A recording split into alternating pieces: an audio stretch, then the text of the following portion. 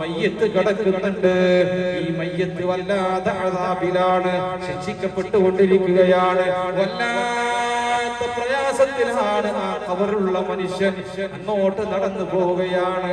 തിരിച്ചു വരുന്ന സന്ദർഭത്തില് റൂഹുല്ലാഹി ഈസാ നബി അലൈഹിസ്സലാത്തു വസ്സലാം തിരിച്ചു വരുന്ന സന്ദർഭത്തില് ഈ മനുഷ്യൻ വല്ലാത്ത സന്തോഷത്തിലാണ്. ഖബറിലെ ശിക്ഷകളൊക്കെ പോയിട്ടുണ്ട്, എല്ലാ വിഷമങ്ങളും മാറിയിട്ടുണ്ട്, പ്രയാസങ്ങളൊക്കെ മാറിയിട്ടുണ്ട്. ഈ സന്ദർഭത്തിൽ ഈസാ നബി അലൈഹിസ്സലാത്തു വസ്സലാം അത്ഭുതപ്പെടുകയാണ്. അല്ലാഹ് യാത്ര പോകുന്ന സന്ദർഭത്തില് ഈ മനുഷ്യൻ വല്ലാത്ത അദാബിലാണ്. എന്നാൽ തിരിച്ചു വരുമ്പോ വല്ലാത്ത സുഖത്തിലാണല്ലോ. എന്ത് പറ്റി റബ്ബേ? സുഹൃത്തുക്കളെ, സബിനു മറിയം പണ്ട് ജീർണിച്ചു പോയൊരു ഖബർ യാത്രയിൽ കണ്ട് മയ്യത്ത് ഒന്നതിലുണ്ട് ശിക്ഷകളേറ്റതായി. അത് കണ്ട് നബിയും അന്ന് അവിടെ താണ്ടലായി.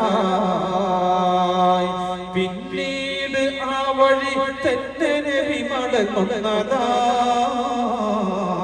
പണ്ടത്തെ ഖബറപ്പോൾ പ്രകാശിക്കുന്നതായി. ശിക്ഷിച്ചിരുന്ന മലക്കുകൾ സ്ഥലമൊഴിയലായി.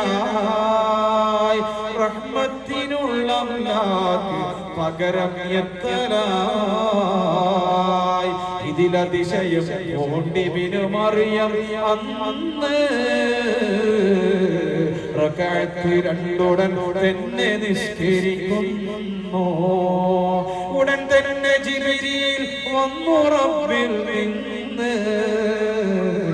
വിവരങ്ങളെല്ലാം വ്യക്തമായി പറയുന്നു.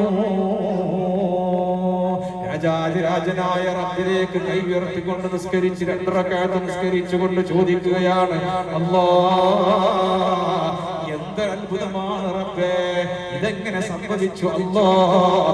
ഉടൻ തന്നെ മുഖറബുൽ അംലാക്ക് മലക്ക് ജിബ്രീൽ അലൈഹിസ്സലാത്തു വസ്സലാം ഇറങ്ങി വന്നുകൊണ്ട് പറയുകയാണ്, ഇവൻ പാപിയാണ്, ഇവൻ ദോഷിയായവനാണ്. എന്നാൽ തന്നെയും മരിക്കുന്ന സമയത്തുണ്ട് അവനൊരു ഭാര്യയും പരിപൂർണ ഗർഭിണിയായിരുന്നവളന്ന്. പിന്നീട് അവൾക്കൊരു കുഞ്ഞു വെളിയിൽ വന്നു. പാലും കൊടുത്തു വളർത്തി മക്തബിലാക്കി. ദൈനം ദിനം മദിലേക്ക് പോയി വരവാക്കി. അല്ലയോ ഈസാ നബിയേ, ഇവനെ ആള് പാപിയാണ്, ദോഷിയാണ്, ഒരുപാട് തെറ്റുകുറ്റങ്ങൾ ചെയ്തവനാണ്, അല്ലാഹുവിന്റെ ശിക്ഷ ലഭിക്കേണ്ടവനാണ്. അതുകൊണ്ട് തന്നെയാണ് നിങ്ങൾ അങ്ങോട്ട് പോകുമ്പോ ഖബറിൽ ഇയാൾക്ക് വല്ലാത്ത ശിക്ഷയായിരുന്നു. പക്ഷേ മരിക്കുന്ന സമയത്ത് ഇയാളുടെ ഭാര്യ ഗർഭിണിയായിരുന്നു. ഈ മനുഷ്യൻ മരിക്കുമ്പോ ഇയാളുടെ ഭാര്യ ഗർഭിണിയായിരുന്നു. ഈ മനുഷ്യന്റെ മരണശേഷം അതാ ആ ഭാര്യ പ്രസവിക്കുകയാണ്. കുഞ്ഞിനെ പൊന്നുപോലെ നോക്കി വളർത്തുകയാണ്. എന്നിട്ട് ആ കുഞ്ഞിന് 4-5 വയസ്സായപ്പോ പള്ളിക്കൂടത്തിലേക്ക് പോകേണ്ട സമയമായപ്പോ പാലും കൊടുത്ത് വളർത്തി മക്തബിലാക്കി. ദൈനം ദിനം അതിലേക്ക് പോയി വരവാക്കി. എല്ലാ ദിവസവും നമ്മൾ മദ്രസക്ക് വേണ്ടിയല്ലേ ചെലവഴിക്കുന്നത്?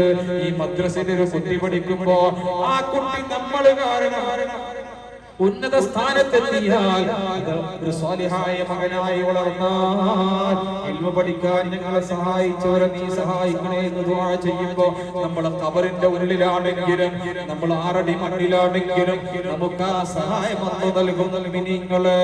അതാണ് ഇവിടെ ഞാൻ പറയാൻ പോകുന്നത്. പാലും കൊടുത്ത് വളർത്തി മക്തബിലാക്കി. ദൈനം ദിനം അതിലേക്ക് പോയി വരവാക്കി. എല്ലാ ദിവസവും മദ്രസയിൽ പോയി പള്ളിക്കൂടത്തിൽ പോയി ആ കുഞ്ഞുമോന് വരും. ഒരു ദിവസം ചൊല്ലിക്കൊടുത്തു ഉസ്താദ് ബിസ്മില്ലാഹി. ആ അവനേറ്റ് ചൊല്ലിയതും ബിഫളില്ലാഹി. ഉസ്താദ് ബിസ്മി അങ്ങ് ചൊല്ലിക്കൊടുക്കുകയാണ്. ബിസ്മില്ലാഹിർ റഹ്മാനിർ റഹീം. ഏത് നല്ല കാര്യങ്ങൾ ചെയ്യുമ്പോൾ കുല്ലു അംരിൻ ദീബാലിൻ ലം യബ്ദു ഫീ ബിസ്മില്ലാഹി ഫഹുവ അബ്തറു എന്നല്ലേ.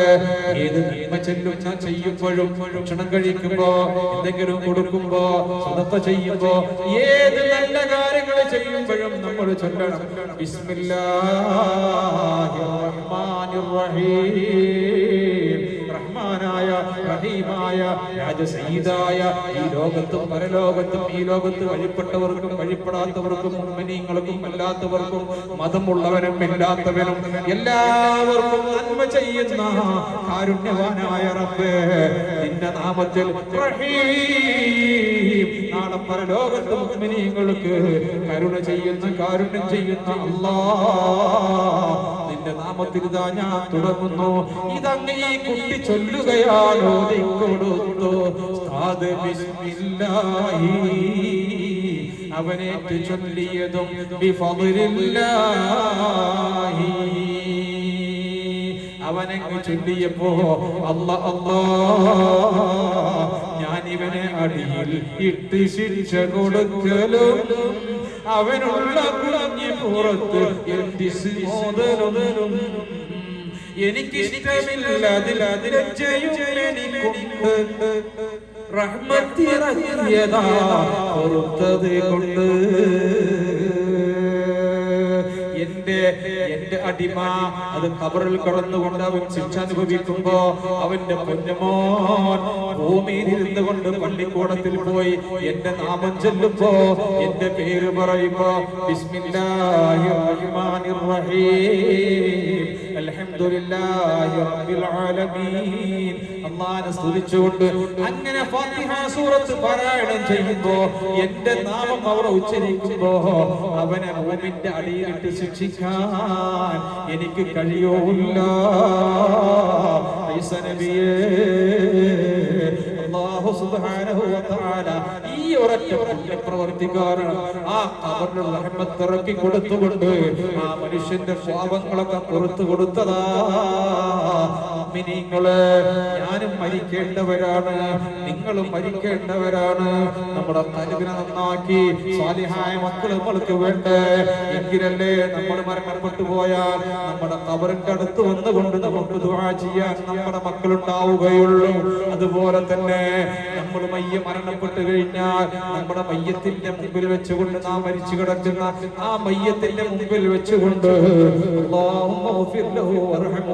അല്ലാഹ് എന്റെ ഉപ്പാക്ക് നീ പുറത്തു കൊടുക്കണേ, കരുണ ചെയ്യണേ, സ്വർഗ്ഗം നൽകണേ, നല്ല വീട് കൊടുക്കണേ, നല്ല കുടുംബം കൊടുക്കണേ, നല്ല അയൽവാസികളെ കൊടുക്കണേ, ഖബർ വിശാലമാക്കണേ എന്നൊക്കെ അർത്ഥം വരുന്ന ഈ ദുആ ചൊല്ലുമ്പോ കണ്ണുനീരോടെ നമ്മുടെ മക്കളല്ലേ നമുക്ക് വേണ്ടി ദുആ ചെയ്യേണ്ടത്. അതുകൊണ്ട് നമ്മുടെ മക്കളെ മദ്രസ പഠനത്തിന്റെ കാര്യത്തിൽ നമ്മൾ പ്രത്യേകം ശ്രദ്ധിക്കണം.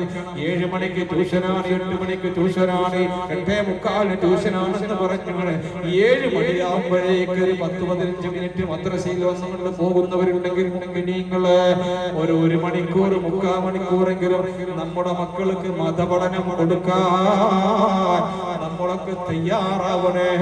അല്ലാഹുവേ ഈ മദ്രസക്ക് വേണ്ടി ചെലവഴിച്ച് മദ്രസക്ക് വേണ്ടി സംഭാവന നൽകിയ ഈ മദ്രസക്ക് വേണ്ടി സഹായിച്ചു കൊണ്ടിരിക്കുന്ന ഓരോരുത്തരെയും നീ സഹായിക്കണേ അല്ലാഹ്.